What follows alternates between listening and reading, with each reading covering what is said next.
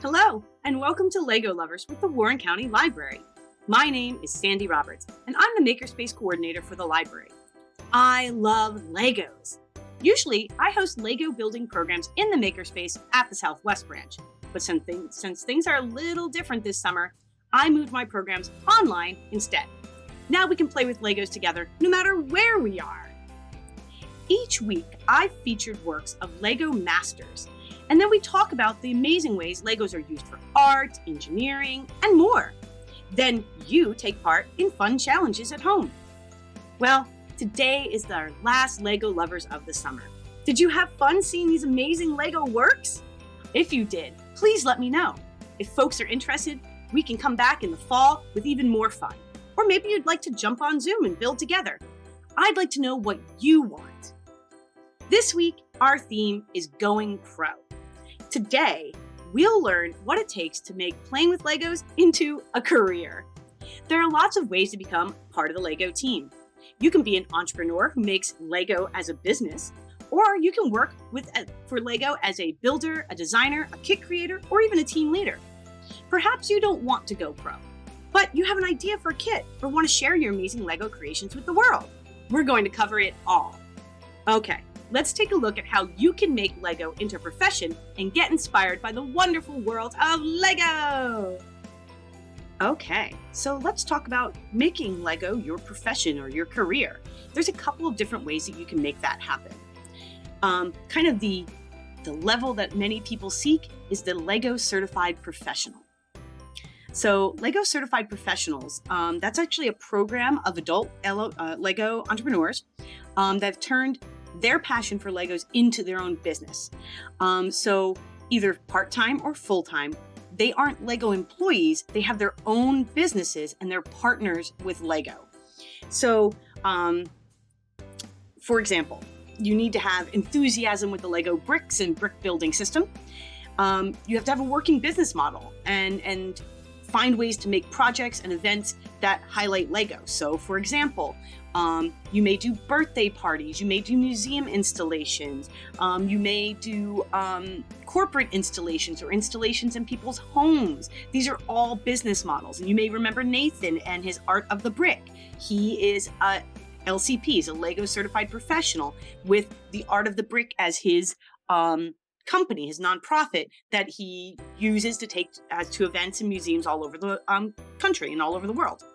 You need a strong business plan, and it needs to match with a local Lego office. So Lego has offices all across the world, but your business plan needs to be located, and your business needs to be located somewhere near one of those offices so you can collaborate together.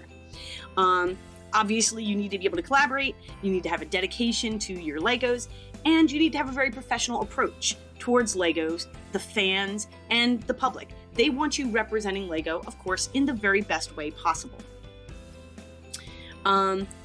So you do need to be a business owner, you need to have filed all that paperwork, or you need to be in the process of filing that paperwork, and working with Lego bricks has to be part of your products or services. LCP positions are country specific. So if you're recruited, say in America, you will work with an American office. Now, these are very tough positions to get. I'll be honest, right now I believe there are about 40 LCPs across the world. And we've actually seen a bunch of them as Lego Masters that we've talked about in previous weeks. There are currently, I believe, 7 LCPs in America. So it's a highly coveted position. It takes a lot of work and a lot of time to get to that point. But it is kind of the Lego Master position that many seek to attain. And if you want more information about that, here's the website. Down on the bottom, it actually features some of the great LCPs that you'll find, like Robin here. And you can find out more about what they do and what they build. Now, there are Lego kit designers like Wes Talbot, one of the famous kit designers.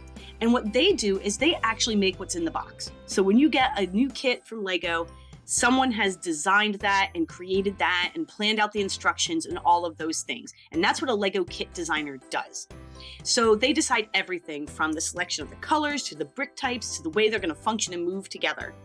They usually work in kind of communal building areas where they'll chat and talk as they're working on their different projects and create different models and prototype. Sometimes from an illustration or a design, or often from suggestions from Lego fans. And then once they've made that physical model, then they take it into 3D design software. And Lego has its own proprietary 3D design software that they use for that. And what it does is it helps break down exactly what types of bricks you need, how many, what the price of that is going to be. And then that model will then be used for all those pictures that you see in your Lego instructions of how to build your kit. So a Lego kit designer is responsible for everything from the initial idea through the creation of that model. Let's take a look at some of Wes's models because they're pretty popular. So this is his set of pop-up books. Legos has done a set of like fairy tale inspired pop-up books. And what's really cool about these is this actually closes as a book. So it actually says like fairy tales on the outside. And when you flip it and open it, this piece, which was flat, actually folds up and into this shape. And the same here, this folds together and this little castle comes down. So Wes is one of the early creators of these cool pop-up books, and they remain his favorite kit that he has worked on and invented, and they're tremendously popular. Really appropriate for our summer reading theme too, if you think about it, because it's all about fairy tales. But I just think it's amazing that they took something like bricks, big, thick, hard bricks, and made it into something that can move in that way. If you go online, you can find some videos of them. They're really cool. Here's some other cool creations. He did a series of dragons, which are really, really fun. And these are cool because from a Lego designer standpoint, you get to use very different shaped pieces or even design pieces specifically for kits. So that's really fun. Wes is actually an illustrator by trade who became a Lego builder. So the opportunity to do something as fanciful as this is really fun for him. This is a great kit, one of his more recent kits. This is a bookshop. Now, it's not just the outside of the bookshop. What's really unique about this, and again, if you go to Brick Brothers, they have great reviews of like every Lego kit, is that you build it layer by layer and you build inside each layer. So when you look in these windows, there are little bookshelves and a little register and things like that. And even details like this little bird and somebody's plane that got stuck in the fall trees. So Wes put just a tremendous amount of design thought into creating this, and it's a whole little world in this bookshop in the little house next door. It's a really fun build if you're into that kind of detail. But this is what it takes to be a Lego designer.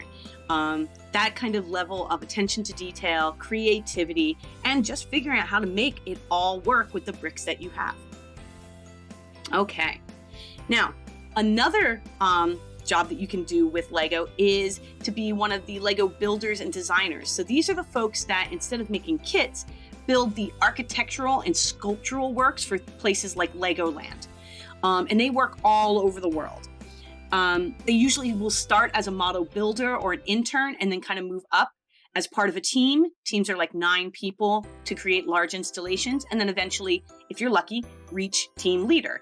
Adora Lowe here is a team leader for Legoland, I believe Florida. So they actually start their process using 3D design software. And you can see that here on the computer monitor. And again, they have a proprietary software. And what's interesting is that the sculptural designers use a totally different software than the kit designers because they need to be able to do different things. The sculptural designers aren't worried about the cost necessarily or the piece-by-piece cost of a kit. They're far more interested in its structure and its integrity and its durability because these are going to be put in places where the public are going to interact with them and they need to be strong and safe.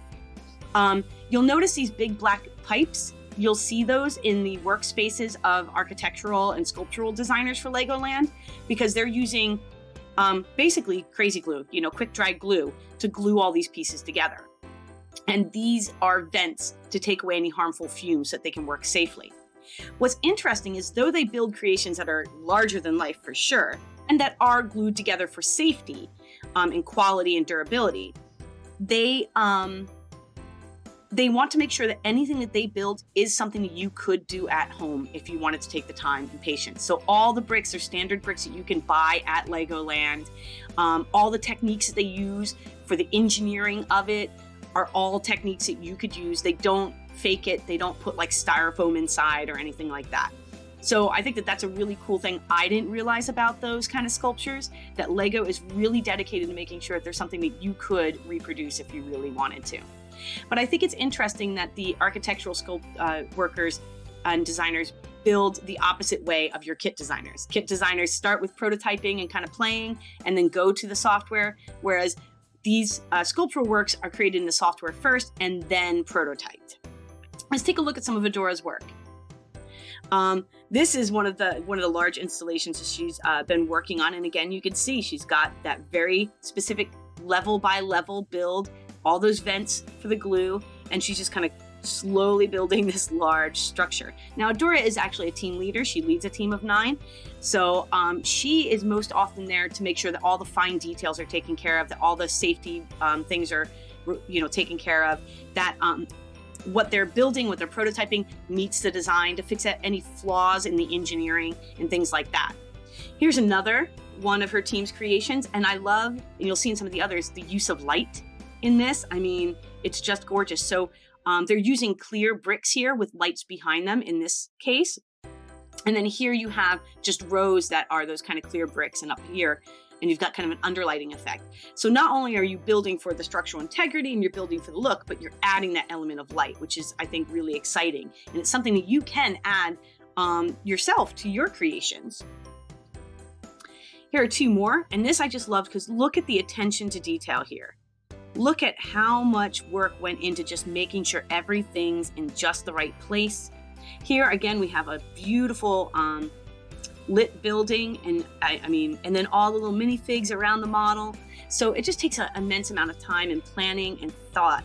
And you can really see where her architecture background comes in handy here. All right, now, say you want to get this job eventually, okay? You want to be the person designing fantastic dinosaurs for Legoland. Well, you can do that. Number 1, every Lego professional I've read an article about, they just say the number 1 thing is to build, keep building, get more kits, create your own kits, create your own inventions, and just practice, practice, practice. The more you get used to the bricks, the more you push yourself and challenge yourself to make new and unusual things, the better off you'll be. The other thing they recommend is that you should get used to documenting your work, taking photos of it, writing down any details about it, because you will need a portfolio if you want to go and get a job with Lego.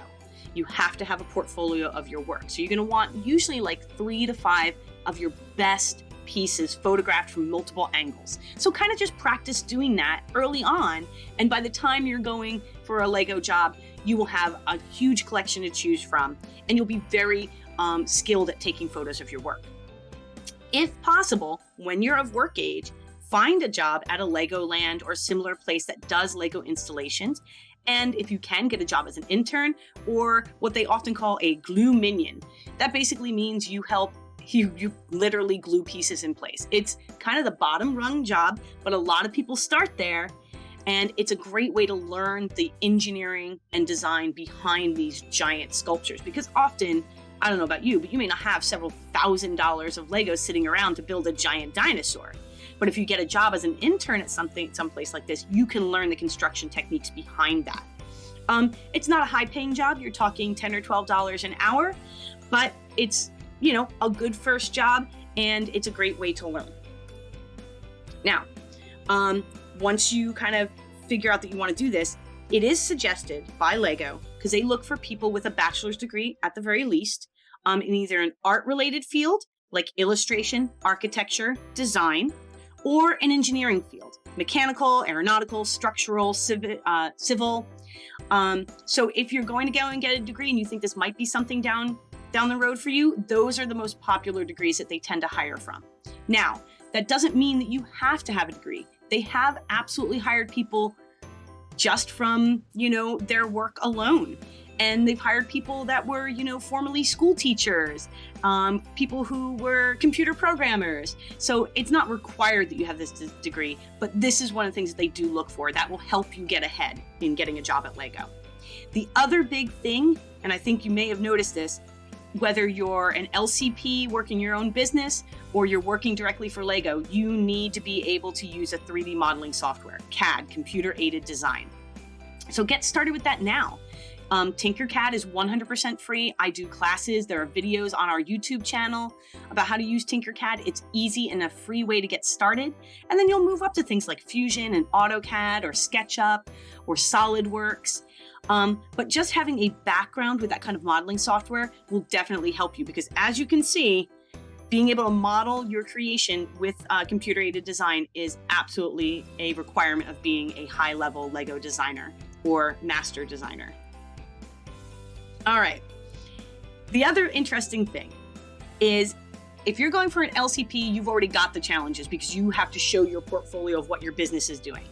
But if you were going in to get a job as a Lego kit designer or a sculpture or architectural designer or builder, you need to complete several challenges. Usually it's a pretty intense 3-round interview, and each round features a challenge you do not know about in advance. And they tend to be fairly tight-lipped about what these challenges may be. But you're going to get at least 3 challenges thrown at you, and you're going to have to try and meet them right away. They can be really intense, long challenges. It could be really fast challenges. They're really just looking for your creativity and flexibility, and they want to see, do you really know how to use these Lego bricks? So the one that is probably the most classic that most people do experience, and that Lego even says right on their website, this is a challenge you're going to have to face, is to build a full-size model of a head in 4 hours using just standard bricks. Okay, so basically build your head out of Lego bricks in under 4 hours. It sounds easier than it is. Another challenge that they like to give is to build a small scale, tiny model of a famous character, like the Lorax from Dr. Seuss is a popular one. But you only get to use 20 bricks, exactly 20 bricks, no more. I guess you could probably use less, but no more than 20.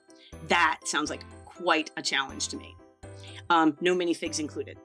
Another one they do a lot is to recreate a piece of artwork without having a picture for reference. Now, they may say create any famous artwork, create any famous building, create any famous city, but you have to do it in a time that they give you, and you have to do it without pictures to be able to look at, to remember details.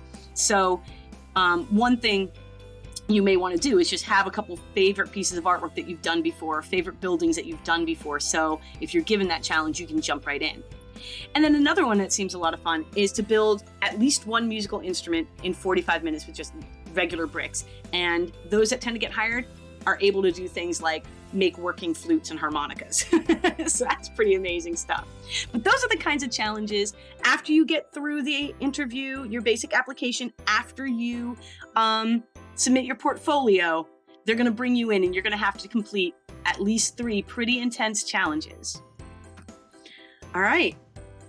Say you don't want to make a full-time career out of this. There are plenty of ways that you can do things yourself. So if you go to this website, Lego actually has a free subscription magazine for kids ages 5 to 9.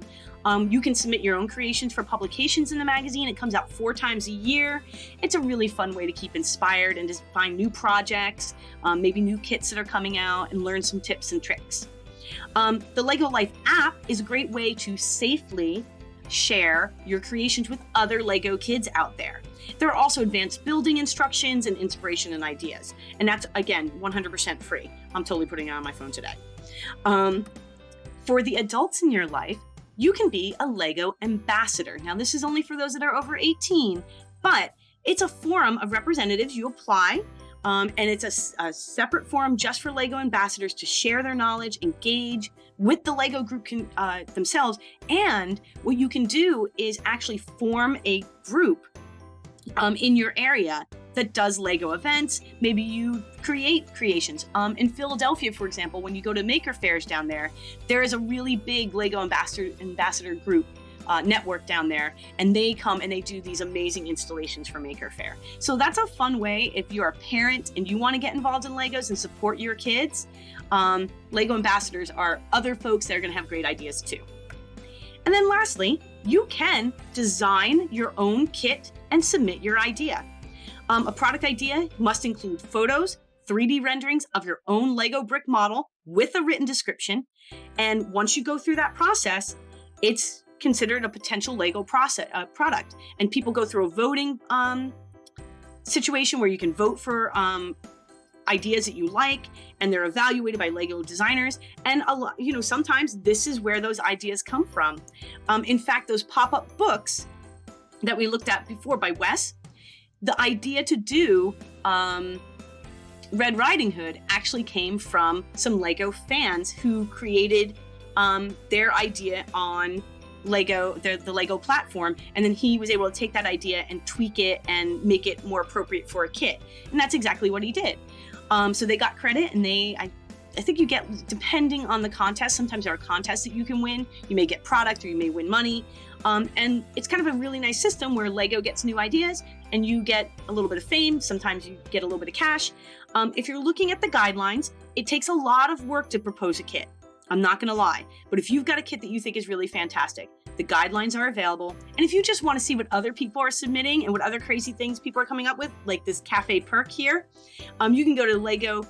Ideas.lego.com, and that's where all the kits that have been submitted are showcased. And it's a really fun site just to see what other fun things people are coming up with, other crazy things. So like this is from the show Friends. I know some of you younger kids don't know, but your parents might. And I thought that was just really creative because I certainly remember watching that show. Okay, so those are some ways that you can go pro. Let's talk about ways that you can practice your skills now. Wow. I am amazed by all that creativity and skill. And look behind me for some even more. This is from the Lego house in Denmark. That waterfall of color was created by Lego designers, just like the ones we saw. Maybe this week is a good opportunity to try one of those real challenges that Lego designers face when they interview. You might remember some of the ideas are: create a full-size model of the head in just 4 hours, build a small-scale model of a famous character with just 20 bricks, recreate a piece of artwork without a picture to reference, or build a musical instrument in just 45 minutes. Maybe you can invite a few friends on Zoom or Discord and come up with challenges for each other. That would be a lot of fun. We'd love to see your work. You can share your creations with the hashtag #WarrenLib so that we can see the amazing things that you make. And perhaps, with a parent's permission, you can start your own YouTube channel, Instagram, or blog to share your work. Or of course, check out the Lego Life app for a safe place to connect with other kids. Remember that today is our last Lego Lovers of the summer. I'd like to know what you want for fall and winter. Be sure to leave your ideas in the comments and send me an email at sroberts@warrenlib.org. We want the programs that we create at the library to be the very best that they can be. Okay, be sure to check out our website at warrenlib.org for lots of great online events. We'll be adding programs for September and October shortly. Though we can't be together at the library quite yet, we can still create and learn together. Okay, that's it for this week and for this summer. I'm Sandy Roberts, the Warren County Library Systems Makerspace Coordinator, and I'm so glad that you stopped by. Stay safe and stay healthy. I'll see you in the fall.